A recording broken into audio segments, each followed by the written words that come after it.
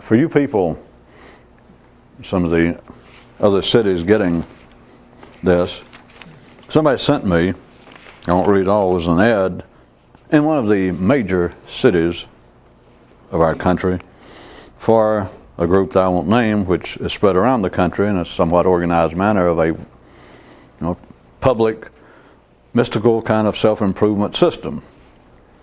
And without reading all of it, they give their sales pitch about how they can help you find the truth or get in connection with your real self, and etc. And the phone number, and etc. And it says in very large letters at the bottom, it says, "This is serious and not merely entertainment." Which I thought some of you might enjoy, vis-a-vis us being on some places in this country.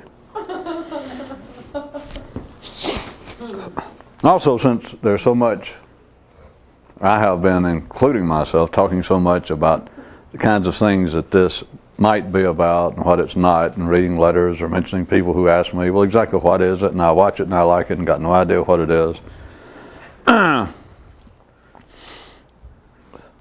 Well, first off, let me tell you something else. Have you ever thought about what a bargain, what a great bargain it is watching this?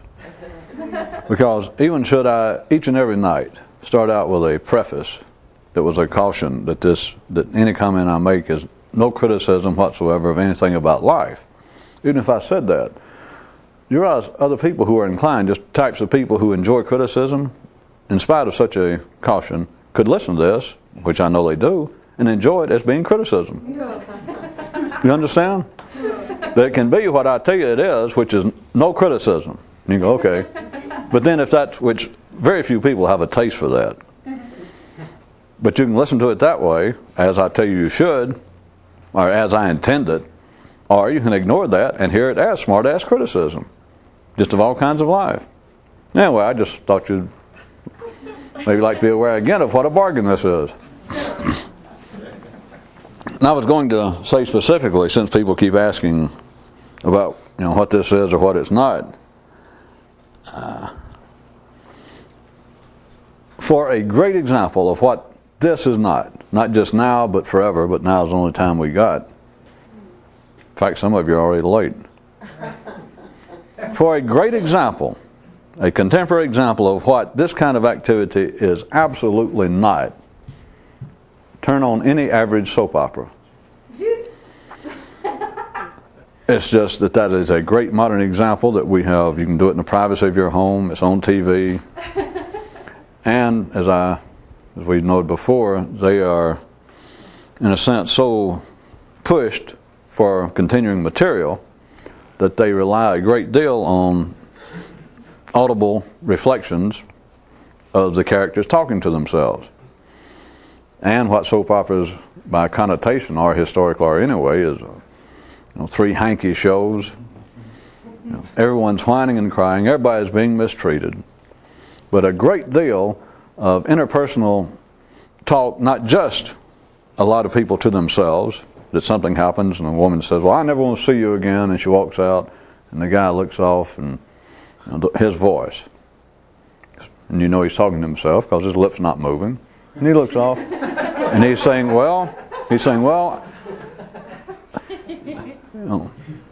my psychiatrist friend has mentioned to me that there's some women who cannot stand to be treated this well. And perhaps I have overdone it, and perhaps it's me remembering how ungrateful my father was to my mother, and I'm perhaps not trying to overcompensate. That kind of thing just goes on constantly. And besides that, what I was going to say is, from a certain view, dialogue between people having to do with their feelings for one another that gives a whole new, exhilarating meaning to the word tedious. Again, remembering. Well, also remembering this is not criticism of the soap opera. I told you it was a great example, not a criticism. But remembering that these shows, I guess an hour a day, 5 days a week, non-stop, they can't do reruns. They got to press on.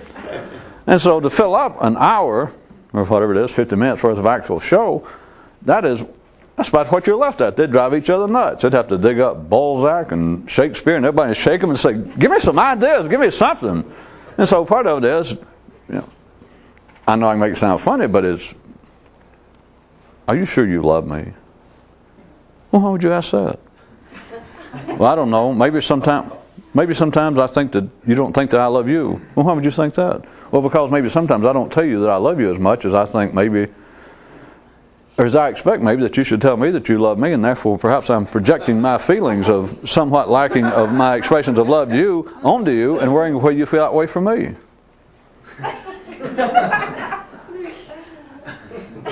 No, but it's interesting you said that, because my friend Gwenice happened to tell me that her boyfriend, and it just goes, and from a certain view, you could turn it on and just make mortal hell out of that. Just laugh at it and go, well, Jesus Christ, shut the hell up. You know, either go to bed or live with a woman or stay married to each other, or shut up. You know, you drive me nuts, which is ridiculous, of course, because what are you doing watching it? If it upsets you. But soap opera, what I was going to say in a wide sense, what it represents, what it attempts to do, and not just me taking, giving them some dialogue credit for having to come up with so much of it. Not just that, but the whole representation of human life that soap operas portray is probably as good an example of what this is not, this kind of activity. And I say this activity. What should be this kind of activity in you? Not this kind of activity, even though I always do that and talk about this, because it sounds like we got to talk about this, that this is something, me making tapes and talking, which is something. What is it? It's me making tapes and talking. Because if this actually exists, if this is alive, it is in those people who are interested. That's always it and always will be, and it's not interesting to talk about, and it gives many people marginal headaches to even try to think about, wait a minute, something, you mean what I think it is and you talking about it's not it, right? That it's either in me or it's not, right? Maybe I'll watch a soap opera. At any rate, what would be the life of a more alert person, a more conscious person, a mythical knight? Their inner life would be anything but what a soap opera portrays. And I could have picked out, not trying to make light of contemporary culture, I could have picked out Shakespeare, Chaucer, Sophocles, but this is up to date, and it seems to be up to date problems. They're now discussing communicable diseases, sexual diseases, deadly diseases, certain kinds of new sexual perversions they never talk about. So the point is, it's right up to date. Ecological problems, all kinds of problems, and they're right there on the tube. So that's why I picked out soap opera. But that, just look at it if you want an example of what an inner person's life that was more conscious would not be. And I'll leave that resting assured that you take, when I say it's a great, probably the best example, what I mean is there's almost nothing on there that should be native to a real person's thinking. Consciousness. Almost nothing. Probably the closest thing would be the commercials. But not what's on the show. Also notice, I keep trying to jar you in a certain way, notice how much of all the soap operas, how much of the action or the scenes take place in medical settings. How popular is illness? Yeah. You know, one or two of the shows used to be based around a hospital. That was the main thing. But all of them, people are constantly ill. And talking about it probably at least as much as they are about, do you actually love me? Well, doctor, are you sure I'm dying? Well, we're all going to die. And they're going on and on and on and on. And you find out it's just a hangnail or whatever.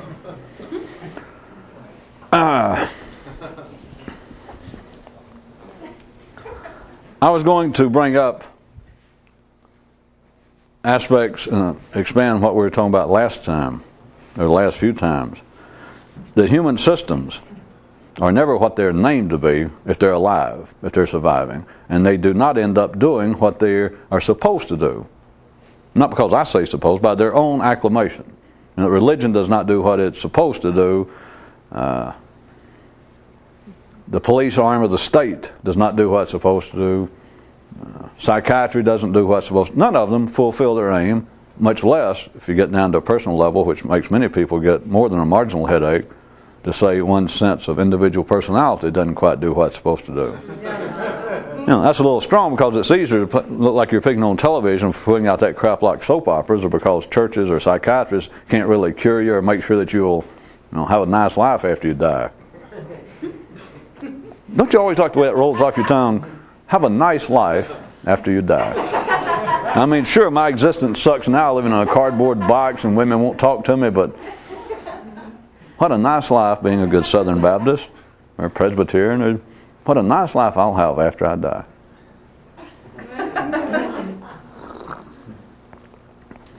Systems that are alive. It is, if you recall, I presented it to you in a different way several times in the last week. But anything that lives, any system, any institution, but system is an easy way to describe, assuming you following what I'm talking about, that has no qualitative judgment, just a system, a man-made system, an institution, an organization, anything that's part of civilization. If it stays alive, it will outgrow its name. It's not a guess, it's not a theory, and it's not maybe. It will simply outgrow its name. It has to. That's part of its organic growth. It's that a tree, if it's going to stay alive, cannot stay an acorn. You can say, well, that's the same thing. Yeah, but you don't call it an acorn anymore. You don't go, my God, is that the tallest acorn you've ever seen? Anything that's alive will outgrow its name. Traffic court, remember, that they still call it a traffic court. It's not a conspiracy, but it is no longer, it has nothing to speak of to do with justice. It has nothing to do with being a court. It's a tax office. And part of the interesting aspects of civilization to a more alert eye is, how should we say it? The interesting convoluences possible in an ordinary man's thinking vis-a-vis these publicly named systems. I knew that would... It can be interesting to note how many people stand in the hallway shaking their fists, spitting, and about to have some kind of brain hemorrhage, if not a hissy, over the fact that they were found guilty of a traffic charge when they could prove they're not. And the fun is, well, there was no chance. There wasn't a court. They just call it that. I mean, you don't understand. It's tax office. Well, how'd they call it a court? I mean, part of the reason is people like that. All human institutions outgrow their name. They outgrow what was assumed to be, what is supposed to be, by everyone's consensus, by their decision, not mine. It outgrows its own self-proclaimed purpose.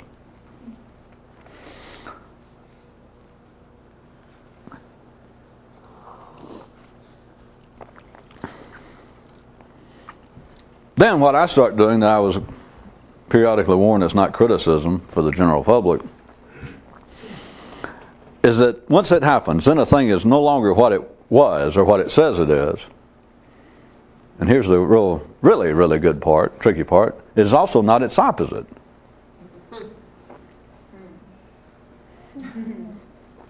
It's something else.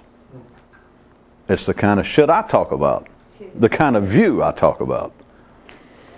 That's why I said you get more than your money's worth if you can stand it without getting those marginal squinty feelings around your eyes.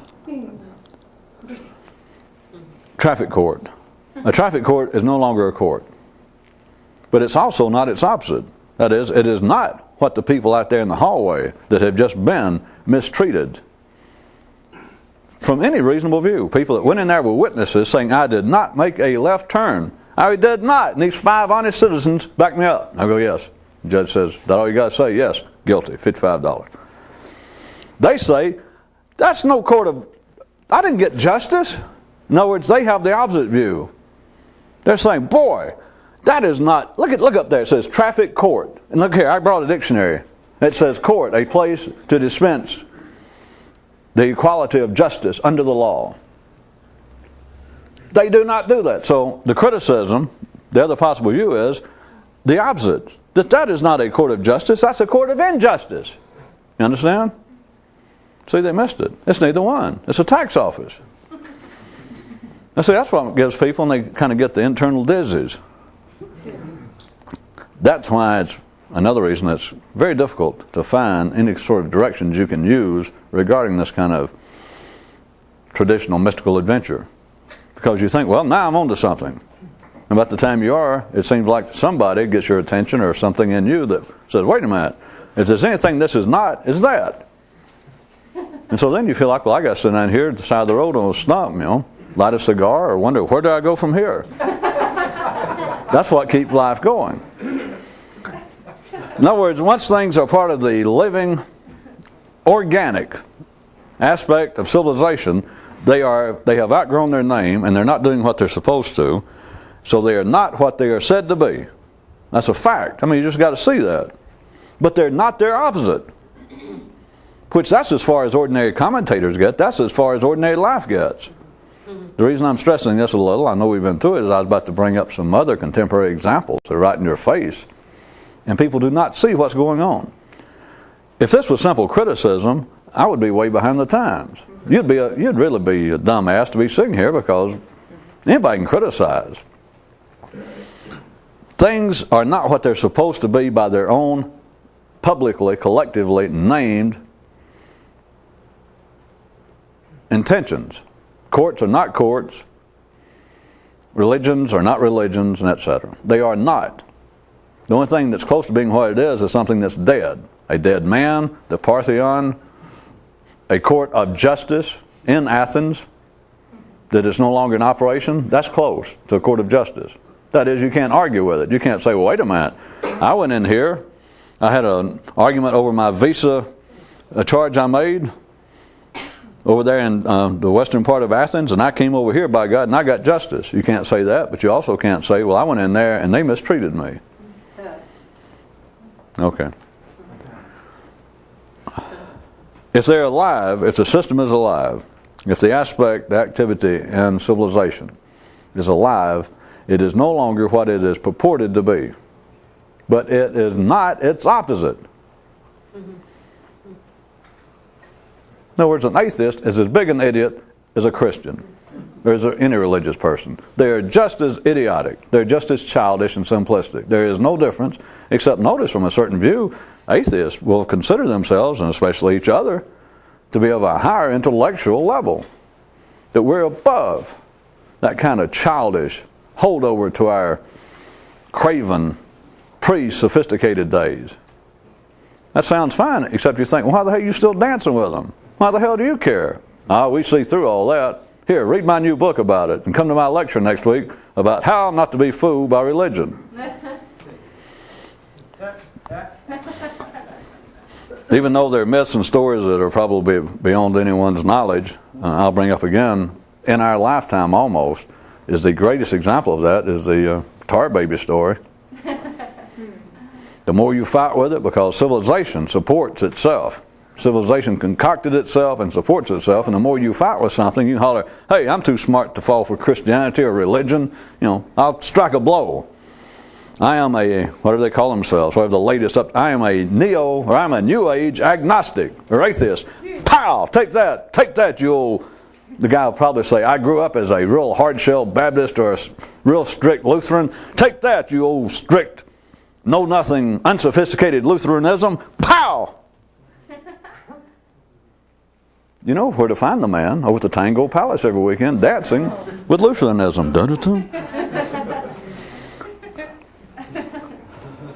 The real mystical tradition, the whole thing, is in a crack, because it is not a criticism of what's going on.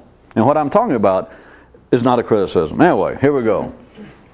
It's just been in our face now for years. Examples to get you to see.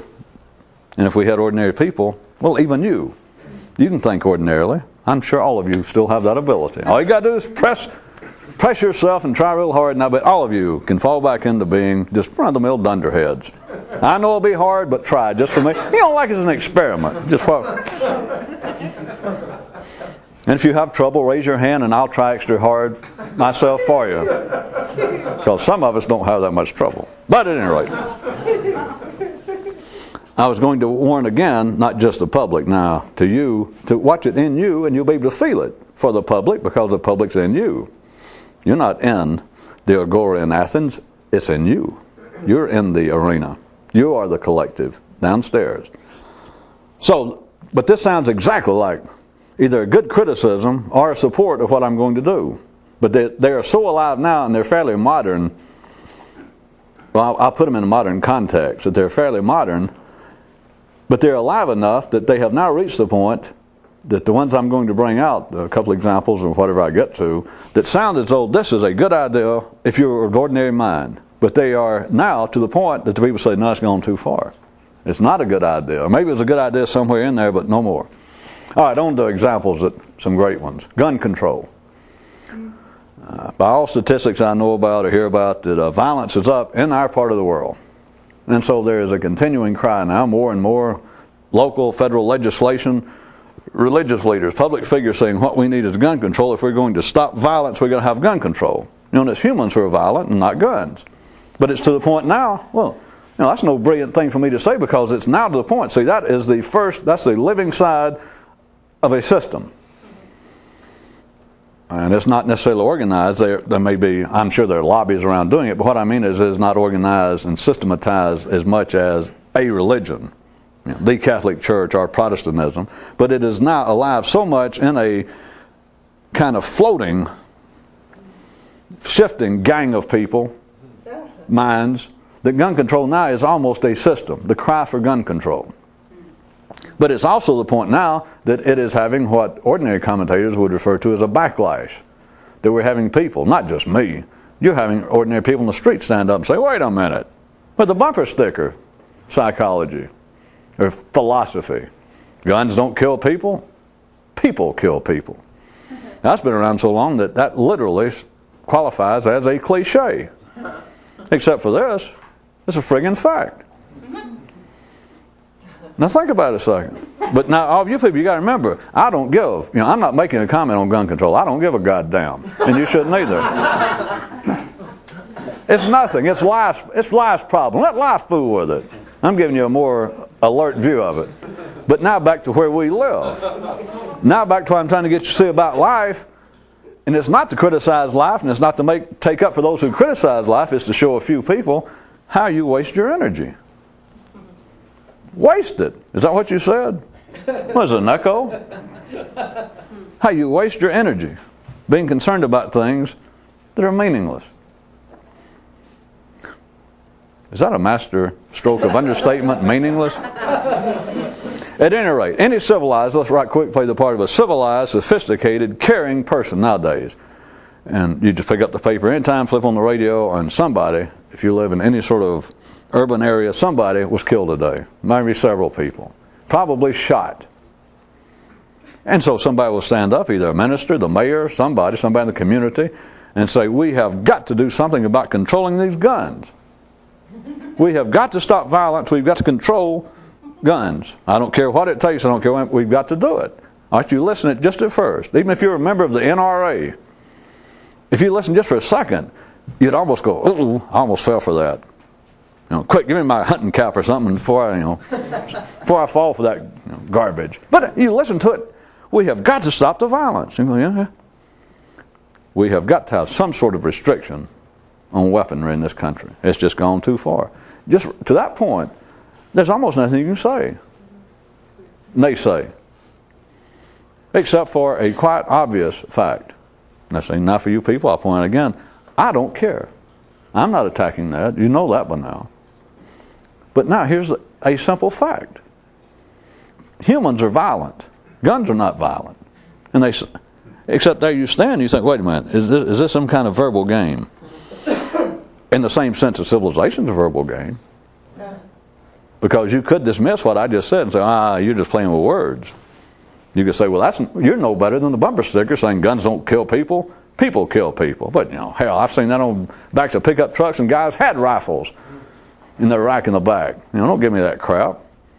It is now cliched to the point that it is a regular, a non-shocking possible dance partner there in your local tango palace.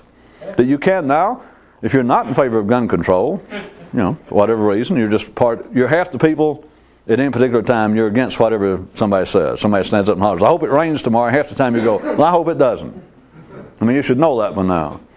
Now you can say, well, that doesn't mean anything, and gun control means something, right?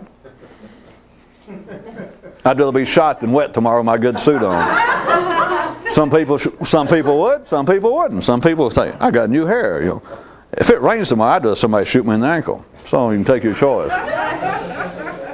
It's according to how perversely, how sincerely civilized you are. So I'm pointing out the obvious, simple fact, just hard reality, that humans are violent. You know, and if anybody's shocked by that, you know, of course I'm being silly again, because all you got to do is know just a smidgen of history, even over the last 5 years, 5 minutes, 5,000 years.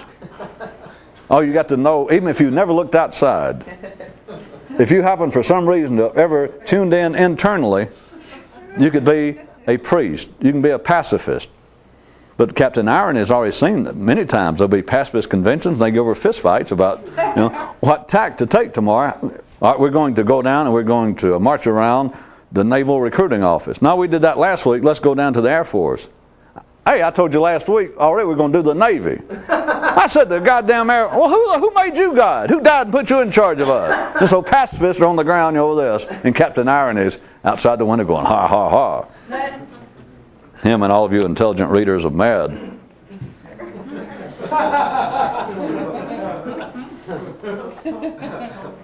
You could try and dismiss the fact. People are violent, all you've got to do is look in you, you're violent. You could be meek, humble, quiet, but you're an idiot. You just don't know anything unless you know that you've got violence. You've got Attila and the Hun in you, and I'm not being just metaphorical. I'll assume not quite that bad. But in case you do, stay out of my neighborhood. Don't come over courting my sister.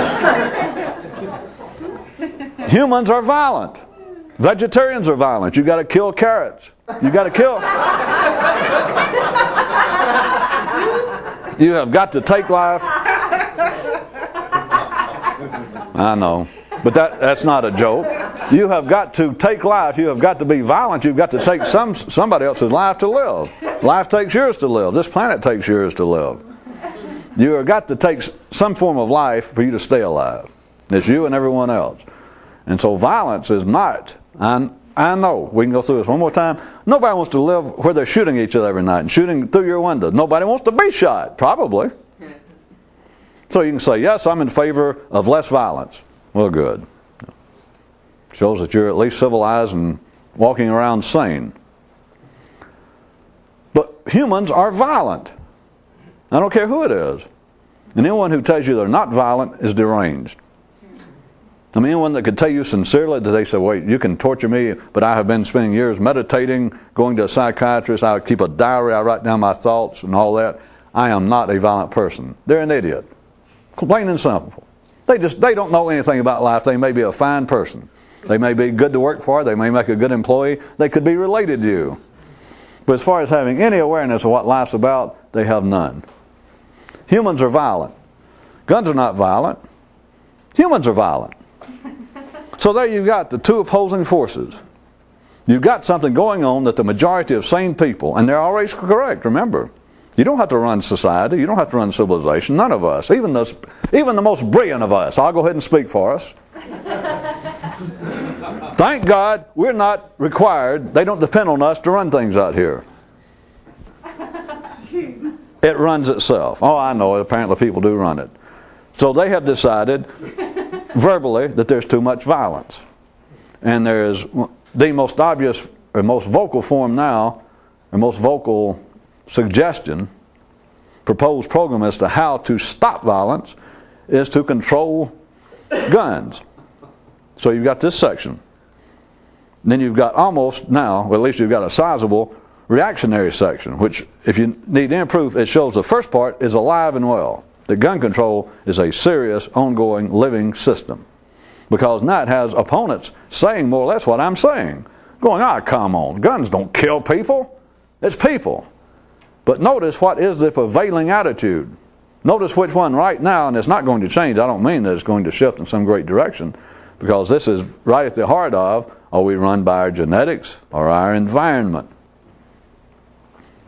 Can you actually change, or is the whole thing about being more awake and enlightened just to realize that, hey, I'm just a dunderheaded shit ass, but hey, now I'm awake, now I'm enlightened, and I accept it. I'm okay.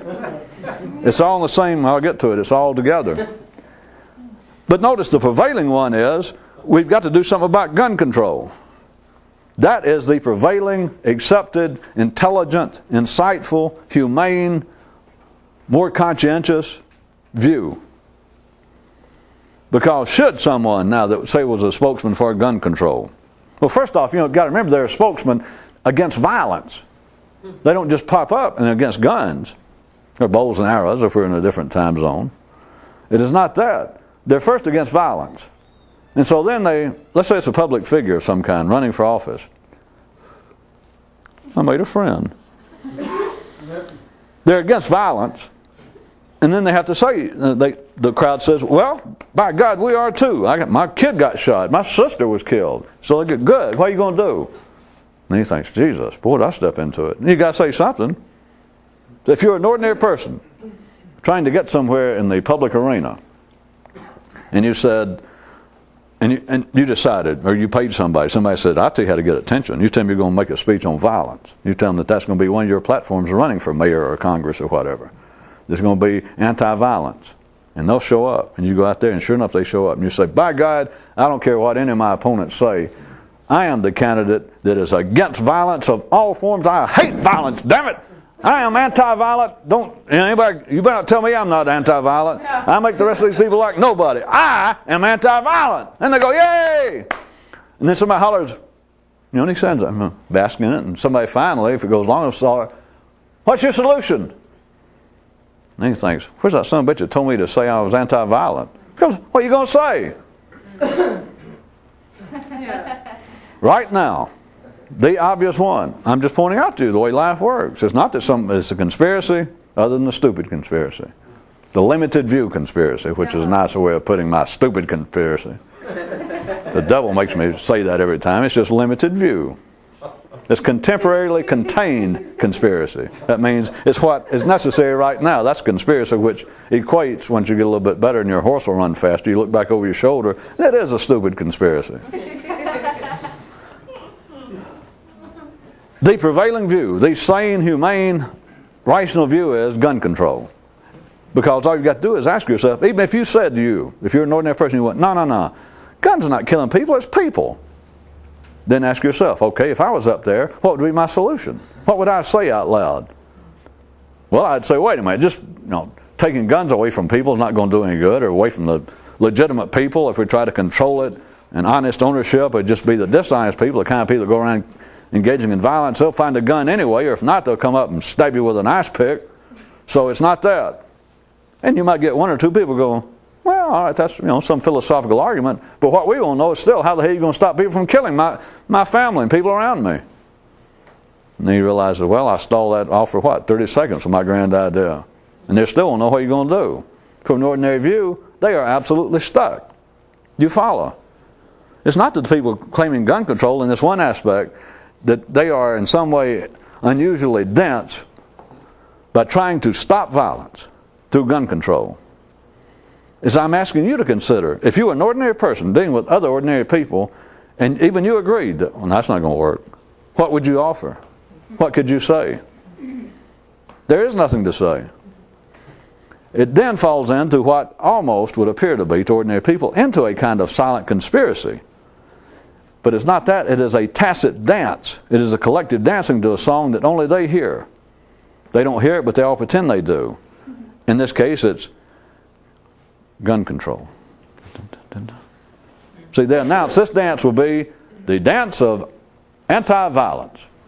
And many people get up. Many people with stories to drive them to the dance floor. My baby brother was killed in a drive-by shooting. So they get up to dance. There is no music, though, that fits this dance. So tacitly, everyone sings in each other's ear. And it happens collectively. They all sing in each other's ear, gun control, gun control, gun control.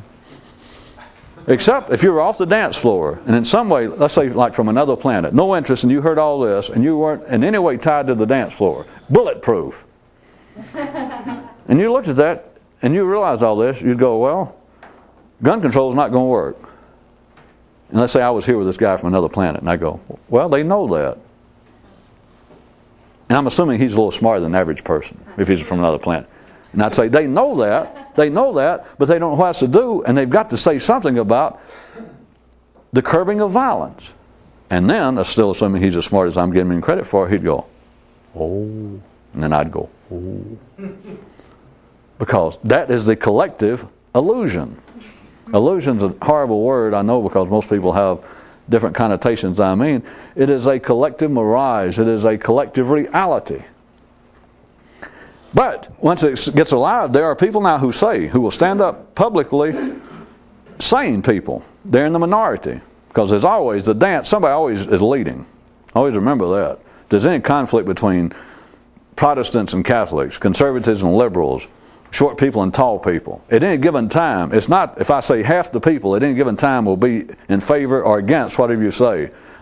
I hope it rains tomorrow. Half the people is going to say, well, we don't. They just do it.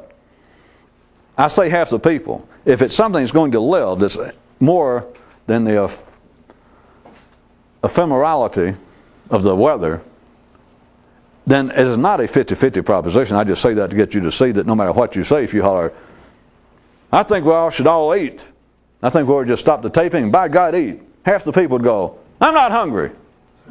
Even if they hadn't eaten. They just, if you say something, half the time you're going to either agree or object to whatever you heard.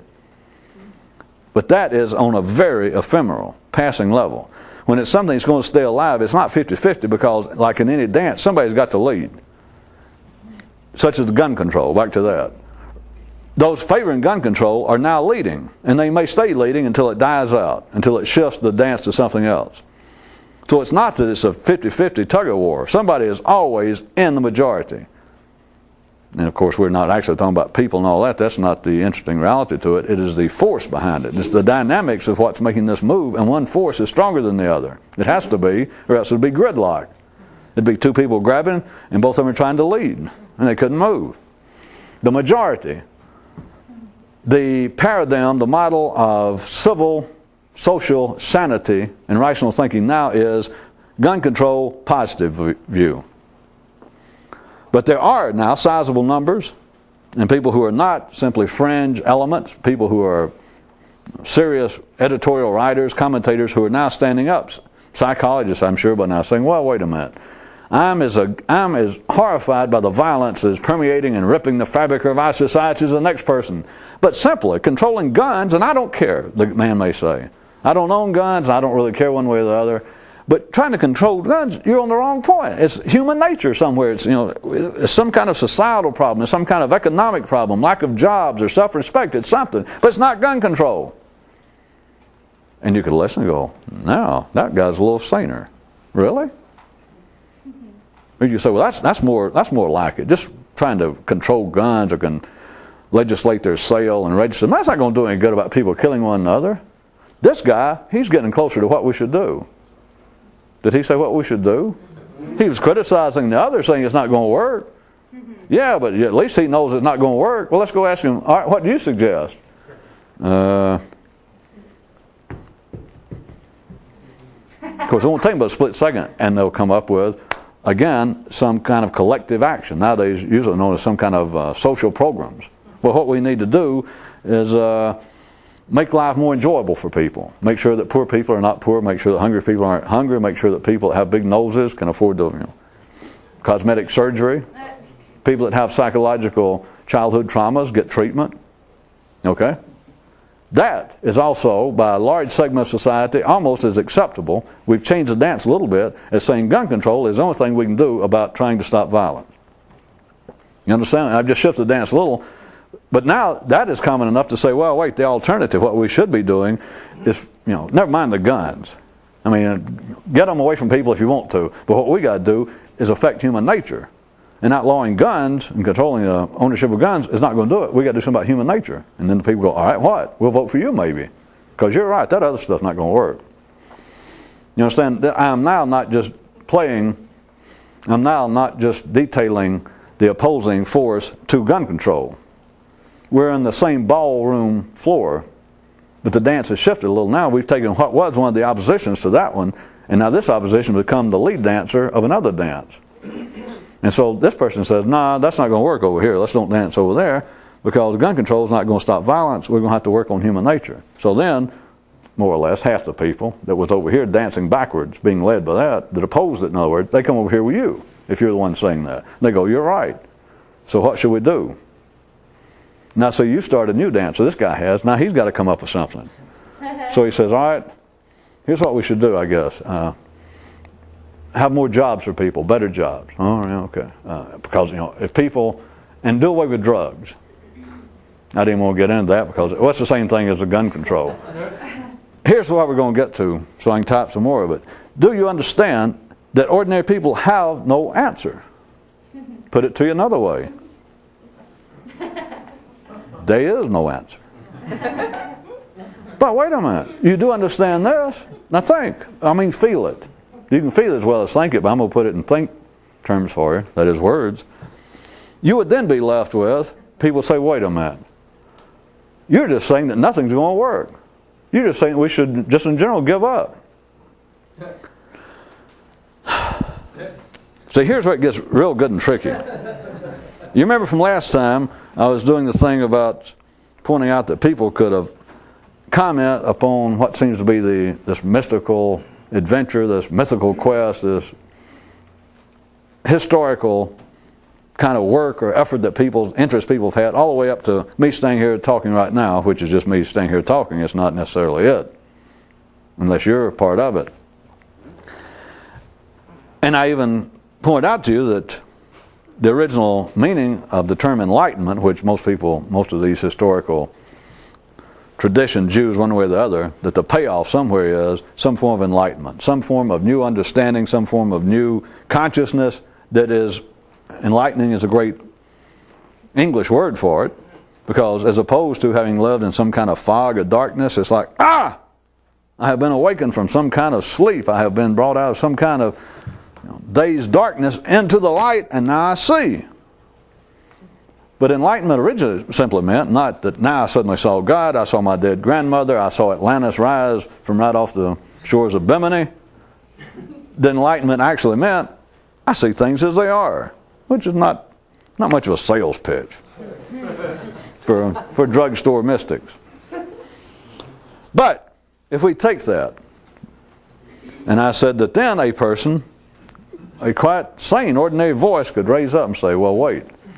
You're saying all this effort, this kind of whole thing, and I used to have some interest. I'm talking to somebody else now, an ordinary. They could say, well, all you're saying is that you go through all this effort. You meditate, you fast, you go through all kinds of religious rituals and practices. You go through gurus over here, and you spend your whole life doing this, and you're saying the moment of enlightenment, it comes to you, the experience, the thing, and all you realize is what you are. All you're doing, that's one of those kind of philosophies like, well, I'm okay. Which, do you see, would be the same thing as a voice hearing what I've done up until now tonight and go, well, wait a minute. Gun control and almost anything else. War on drugs. Anything. War on poverty. Anything you want to name that's part of civilization. Part of the invented concoction of civilization. Then a voice could say, well, what you're saying is that no matter what we try, it's not going to work. Which is a real shocker. I'm sorry, I shouldn't have said that.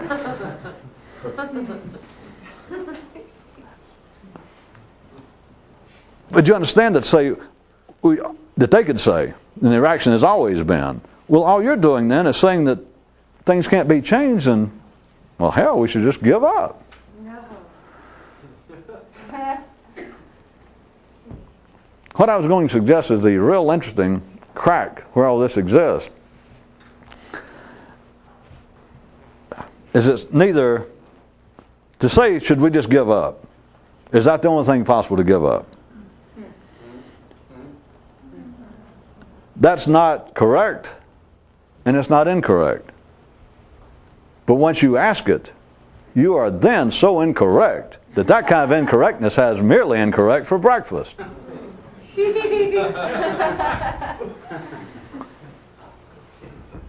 It is a great hidden dimension. Literally, I'm right at one of the corners of it. If you're following this, for somebody to say, if they said, well, I've listened to all this, I've read long before you and I've thought about it, and I'm beginning to suspect that this whole thing about some kind of great mythical or mystical enlightenment, whatever the hell you want to call it, is nothing but realizing what's going on. Just like you said, that you just simply realize what's going on, that you realize what you are.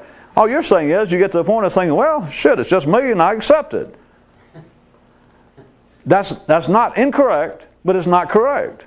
But once you say it, it is so incorrect then that it has ordinary incorrectness. It's a snack. And burps before it knows it. Do you get the point? Yeah. That it's neither correct nor incorrect until you say something about it. Yeah. Then you're done for. Then there is no proper response other than my kind of joke of saying, then you're so incorrect that it has ordinary incorrectness for breakfast. Because there is really nothing to say. There is no form of criticism after someone says. If someone tried their best to sincerely follow some of this, or tried reading or thinking about this kind of activity, and they asked, let's say they came, I'll play the part of somebody, and they came to me and said, well, that's all you're saying is that the great enlightenment is simply you see life as it is, and concurrently you see that, hey, I'm me. That there's no great transformation. There's no kind of actual, personal, physical enlightenment or increase in consciousness. All you do is realize, hey, I'm what I am. That's all you're saying, isn't it? Once they ask that, there is no response. If I responded, I'd be as big an idiot as them. And I'm not using me personally. Anybody that would, because anybody that knew anything would not respond. It's too late. The normal dance has started again. And if you tried to get in there, all you're going to do, figuratively speaking, is get stepped on. Get mashed. And it won't take but a second, and they just, it's like, get the hell out of the way.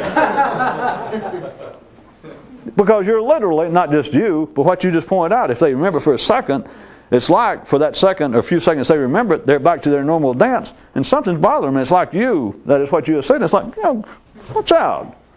You're going back to, we can either do something about the problems of society or we can't. And sometimes you're leading, sometimes you're following. Like, well, maybe we can, or maybe we can't. It's too late for that once you ask. So you mean that there's nothing we can do about, just changing the gun laws is not going to stop violence. And so if that's true, then we should just give up, is what you're saying, right? Only an idiot would answer it after that. Only an idiot that understood, only an awakened idiot would respond to that. And we're not talking now, the importance is not between someone who knew something and me playing the part of someone asking me or somebody else. It's in you. That once you ask, wait a minute, you mean the whole point of this is just to get to the place that I take me for what I am? You're still riding. You have not reached Camelot. You have not returned home. You have not slayed the dragons. You have not gone past goal. You have not had the experience. You're still wandering in the wilderness. Now, I don't mean it that bad, but you have not discovered anything to go, is this whole thing just going to end up and me find out that it's just me? That's the great awakening, I found out I'm me? Not as long as you have to ask. No. But do you see how that keeps it out of the mainstream? That's too nice a term. I was going to say out of the mainstream of thought. It keeps it out of the grasp of polar-based thinking. Because it's a simple fact. In this concocted thing that we call the civilized world of man, the intellectual world of man, anything you bring out has got to either be either true or false, up or down, right or wrong, this or that. Did I hear you correctly or not? It is polar based. It is AC energy, if you want to look at it that way. It is alternating current. It is the dynamics, it is the physics of psychology. The physics of civilization and everything therein, including religion, and sociology. As soon as you ask, it's no longer, before you ask, nothing is either correct or incorrect.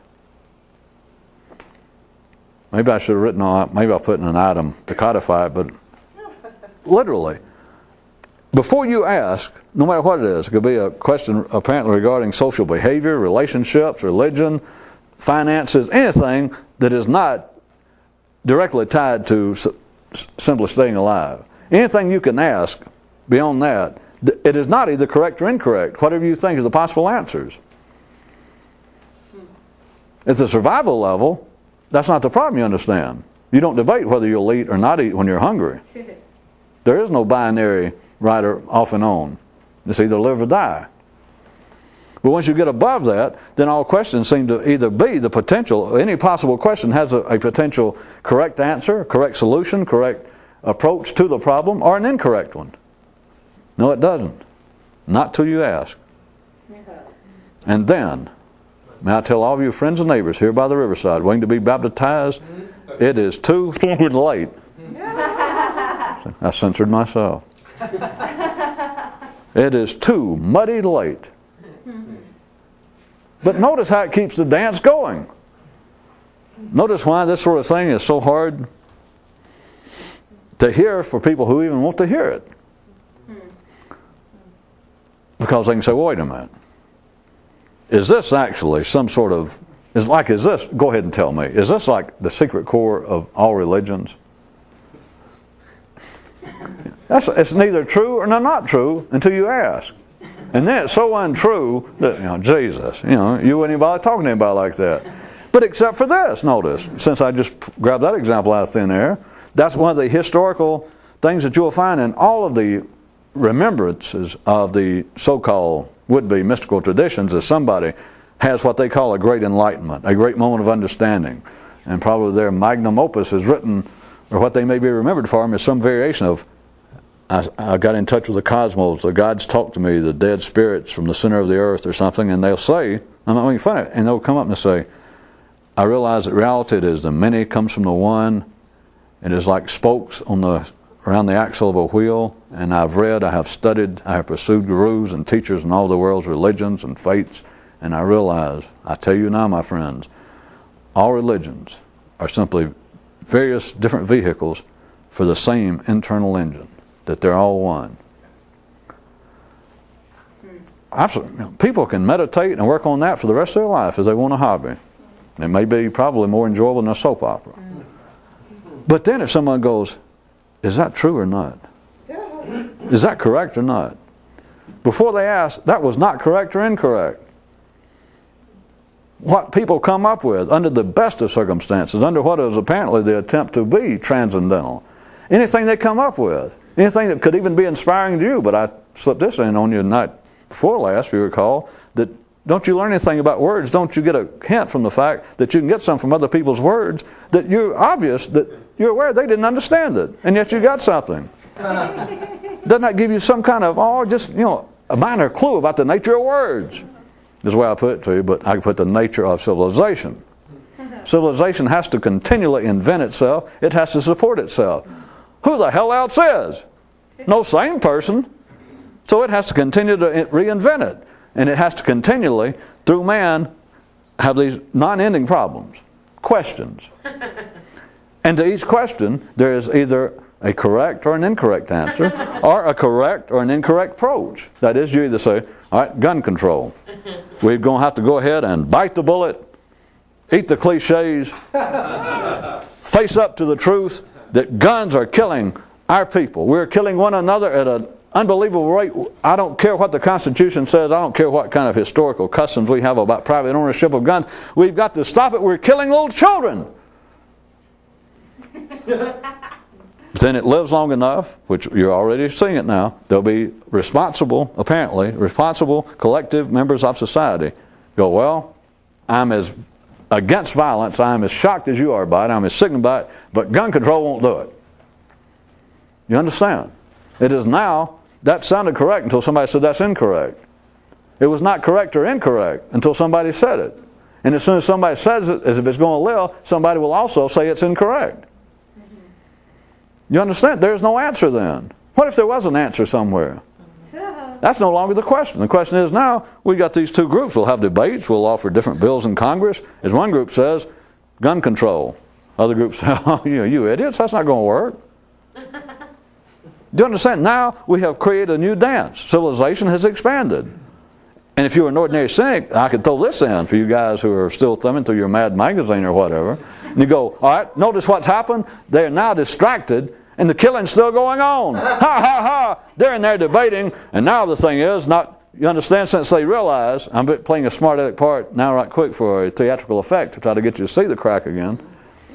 I could say, all right, they know, these politicians, they go, well, we need gun control. And then some reasonable, intelligent person, a psychologist, or just some guy on the street, gets together with a bunch of friends and points out, wait a minute, guns don't just simply jump out of desk drawers, out of somebody's car, and jump out a window and shoot somebody over there on the street. People do it. Gun control is not going to accomplish anything. If we were playing smart parts, we could say, now we got all this going so much that those who engage in violence and like to shoot people, they're back in business. In other words, those that apparently were about to put some crimp in their fun, they're not so involved with debating, well, all right, should gun control consist of controlling all guns or just handguns? Yeah.